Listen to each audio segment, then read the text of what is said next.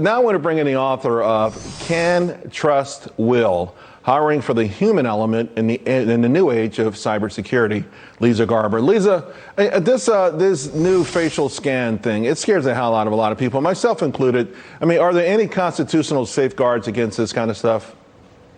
Great to see you, Charles, on this Friday, and it scares me and quite a few other privacy advocates as well.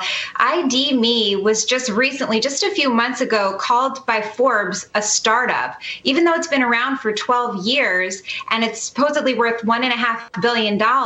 It's now being really relied on as the digital bouncer for many government agencies, not just the IRS, which, as spokespeople have said, you don't need to use it to file your taxes, but that's not to say it won't happen in the near future.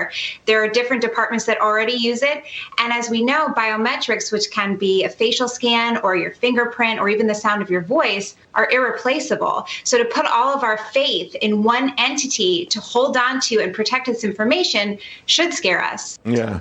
Obviously, you're one of the well-known, recognized experts out there in cybersecurity and the law. So Merck just won its legal battle. It's against an insurer who claimed that this recent attack, it was an act of war since it came out of Russia. And then, of course, none of these insurers want to cover that. How does this change the dynamics of this cybersecurity? It was like a $1.5 billion payout. Because the big argument has been who pays for cybersecurity. Can this clear that up?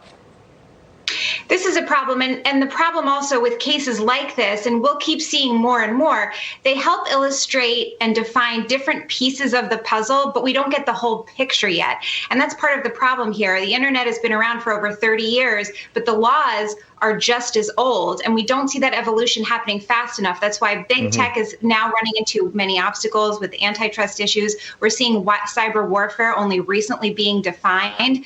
We see this administration and prior ones throwing money at cybersecurity, but we still see questions about how to find the right people to fill these jobs. Right. And that's just going to ramp up with continued discussions of cyber warfare and the metaverse itself. So really, we need the legal system to step up. We need our senators to step up. And instead of fighting over these different patchwork privacy laws, create a unified standard, because that's the only thing that's going to help.